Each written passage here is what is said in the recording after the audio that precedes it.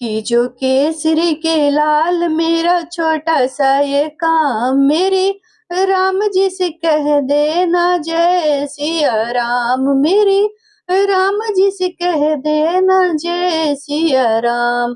जय सिया राम दोस्तों, ज्येष्ठ मास में पड़ने वाले मंगलवारों को हम बड़े मंगलवार या फिर कहीं कहीं पे इसे बुढ़वा मंगलवार भी कहा जाता है। तो आज की वीडियो में हम जानेंगे कि ज्येष्ठ के महीने में जो मंगलवार होते हैं इसमें कितने व्रत करना होता है, इसके नियम क्या होते हैं, इसकी पूजा की विधि क्या होती है।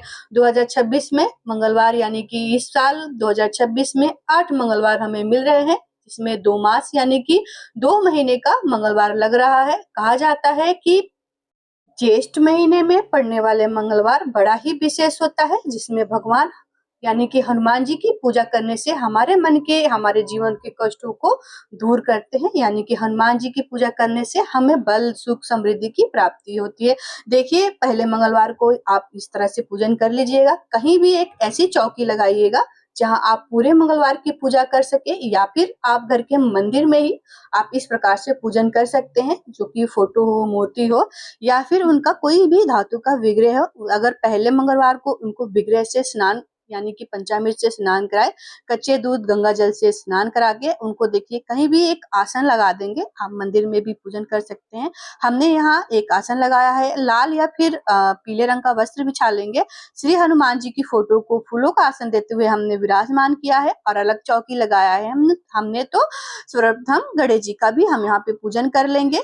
अगर मंदिर में पूजन करेंगे तो वहां पे गणेश जी रहेंगे, उन सभी को हम विराजमान करके फूलों पे आसन देके जल से उनको हम जल भाव स्वरूपी स्नान करा लेंगे। अगर विग्रह है तो उनको पंचामृत स्नान कराइए। और देखिए, सबसे पहले हमने आचमनी करा दिया, अब हम दीपक प्रज्वलित करेंगे। दीपक में आप चमेली का तेल मिल जाता है तो बहुत अच्छा माना जाता है, क्योंकि हनुमान जी को चमेली की चीजें बहुत पसंद है। हाथ में थोड़ा सा फूल और जल लेके हम संकल्प ले लेंगे।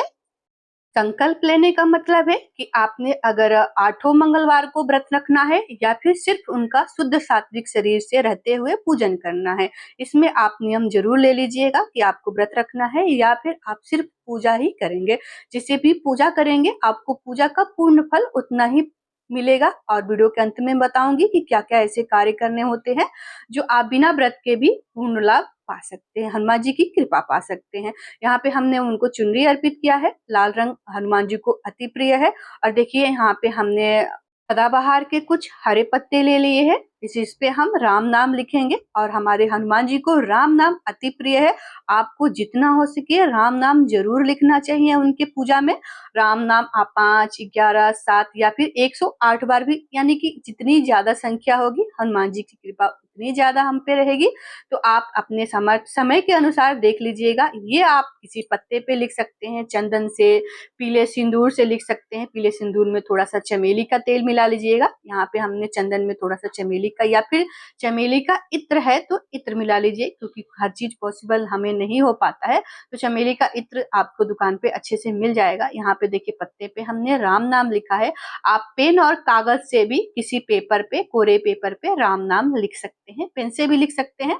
यहाँ पे देखिए, हरे पत्ते पे मैंने लिख दिया है। बहुत ही अच्छा लगता है हनुमान जी को राम नाम। जैसे मान लीजिए कि जय श्री राम हम बोलते हैं, जय हनुमान जी को जय श्री राम के साथ ही हम जोड़ते हैं। तो जिससे देखिए हमारे जो ऊपर कष्ट होते हैं वो हमारे ऊपर कृपा बरसाते हैं हनुमान जी। इस प्रकार से देखिए, हमने 5 पत्तों पे राम नाम लिख दिया और तुलसी के पत्ते की मैंने माला बनाया हुआ है। और यहाँ पे उस पे भी मैंने राम नाम लिखा है। अगर पॉसिबल है तो तुलसी के पत्ते पे आप राम जरूर लिखिएगा, क्योंकि हनुमान जी की पूजा में तुलसी के पत्ते का भी प्रयोग किया जाता है। उसके बिना उनका पूजा अधूरा माना जाता है। यहाँ पे देखिए, वस्त्र स्वरूपी हम गणेश जी को कलावा अर्पित करेंगे। यहाँ पे कलावा में मैंने थोड़ा सा इत्र लगा दिया है। गणेश जी को आप कोई सा भी इत्र लगा सकते हैं। यहाँ पे हमने गणेश जी को वस्त्र स्वरूपी कलावा समर्पित किया है। अब देखिए, हम यहाँ पे हनुमान जी को जनेऊ समर्पित करेंगे। देखिए, हनुमान जी को चोला भी चढ़ाया जाता है, जो कि स्त्रियां चोला नहीं चढ़ाती हैं। अगर आपके घर में जेंट्स से बच्चे हैं तो आप मार्केट से ले आइए और अपने बच्चे या फिर अपने हस्बैंड या फिर किसी भी जेंट्स से चोला अर्पित हनुमान जी को कर सकते हैं। देखिए, ये पूजा आप अपने घर के मंदिर में कर सकते हैं या फिर किसी भी पास में बड़े मंदिर में जाके ये पूजा कर सकते हैं। वहां पे तो भगवान जी की अच्छी अच्छी मूर्तियां होती हैं, जिसपे हल्दी कुमकुम लगा के चमेली का तेल लगा के वहां पे लेप भी लगाया जाता है। देखिए यहाँ पे हम चमेली का इत्र समर्पित करेंगे। चमेली का इत्र उनके कलावे वस्त्र स्वरूपी उनके वस्त्र में, यानी कि चमेली की चीजें हनुमान जी को अति प्रिय है। जनेऊ में थोड़ा सा हमने चमेली लगा दिया है। यहाँ पे हम सभी को चंदन का तिलक लगाएंगे। हनुमान जी को चंदन का तिलक लगा सकते हैं, रोली का तिलक लगा सकते हैं। हनुमान जी को पीले सिंदूर का भी तिलक लगाया जाता है, उनको अति प्रिय है पीला सिंदूर। देखिए मार्केट में आपको पीले रंग की रोली मिल जाती है, आप पीले रंग की रोली जरूर चढ़ाइएगा। तो देखिए इस प्रकार से देखिए पहले ही हमारे मंदिर में हम ले आके रख लेते हैं। हर मंगलवार को मैं ये टीका लगाती हैं उनको। तो यहाँ पे देखिए रोली पीले रंग की रोली होती है, आप यहाँ पे उनको समर्पित कर सकते हैं। घर के मंदिर में भी आप पूजन ऐसे ही कर सकते हैं। पास के मंदिर में हो सके पॉसिबल तो आप एक समय जरूर जाइएगा इन मंगलवारों को। और इस साल 8 मंगलवार हमको मिलने वाले हैं, बहुत ही विशेष। 19 साल के बाद ये संयोग हमें मिला है, जो भी हो पर बहुत ही अच्छा है। इससे हमारे घर में सुख समृद्धि बनी रहेगी। हनुमान जी की पूजा करने से हमारे द्वारा किए गए समस्त पापों का नाश भी होता है और हमें बल की प्राप्ति भी होती है। देखिए यहाँ पे हमने पुष्प समर्पित किया है। पुष्प में आपको चमेली का फूल मिल जाता है, बहुत अच्छा है। पॉसिबल है तो आप जरूर समर्पित कीजिएगा। हनुमान जी को लाल रंग के भी फूल अति प्रिय है, तो आप जो भी फूल मिल जाता है फूल समर्पित कीजिएगा। देखिए यहाँ पे हमने लड्डू का भोग लगाया है, तो हमारे गणेश जी को भी लड्डू अति प्रिय है, तो हमने गणेश जी को लड्डू का भोग समर्पित किया है। और देखिए हनुमान जी को बूंदी का लड्डू अति प्रिय है, बूंदी का लड्डू समर्पित कर सकते हैं। या फिर छोटे छोटे मार्केट में बूंदी अलग अलग से मिलते हैं, जो चाशनी चीनी के चाशनी में उनको भिगो के बनाए जाते हैं खुले में, ये प्रसाद के तौर पे आप उनको भोग लगा सकते हैं। और हनुमान जी को गुड़ चने का भोग अति प्रिय है, आपको गुड़ चने का भोग जरूर लगाना चाहिए।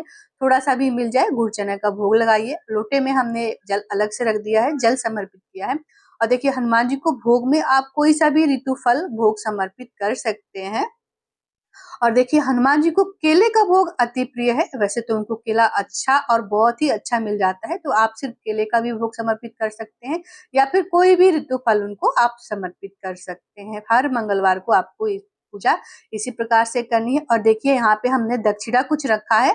दक्षिणा में देखिए अगर आप 8 मंगलवार को पूजा कर सकते हैं तो एक एक सिक्का आप हर मंगलवार को वहां पे जितना आपका सामर्थ्य आप अर्पित कीजिएगा। लास्ट वाले मंगलवार को किसी भी हनुमान मंदिर में ले जाके आप ये दान कर दीजिएगा। तो देखिए आपको यहाँ पे यथासमर्थ जो भी आपको दक्षिणा हो आप समर्पित कीजिएगा, या फिर एक का सिक्का रख सकते हैं।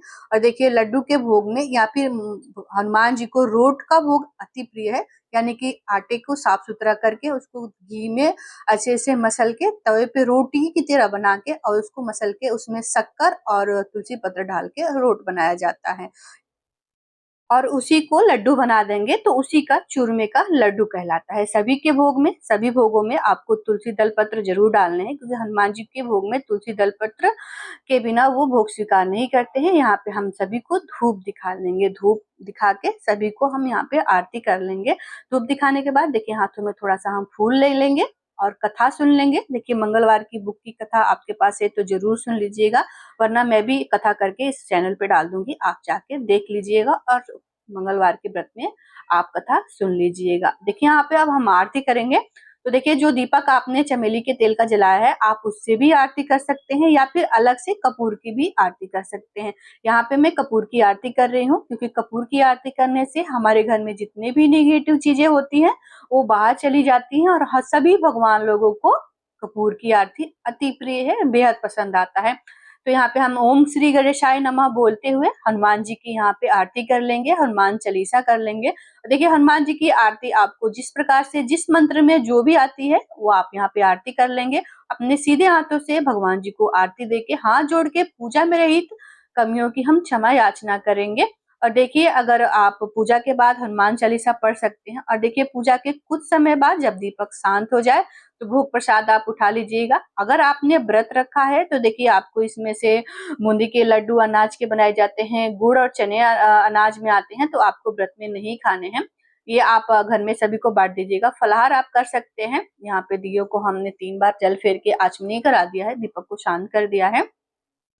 और देखिए व्रत में आप शाम के समय आपने व्रत रखा है तो शाम के समय आपको मीठा भोजन करना होता है। शाम के समय भोग लगाएं, उसके बाद आप मीठी रोटी, मीठा भोग यानी कि दूध रोटी भी आप खा सकते हैं, दूध दही खा सकते हैं, कोई भी फलाहार आप खा सकते हैं व्रत में। या फिर आपने व्रत नहीं भी रखा है तो शुद्ध सात्विक रहे, ब्रह्मचार्य नियम का पालन जरूर कीजिएगा। उस दिन जब आप पूजन करिएगा एक दिन पहले बाल वगैरह धो सकते हैं, या फिर आप चाहे तो उस दिन भी बाल वगैरह हो सकते हैं, क्योंकि मंगलवार को कहीं कहीं पे बाल नहीं धोए जाते हैं। आप इसका खास ख्याल रखिएगा।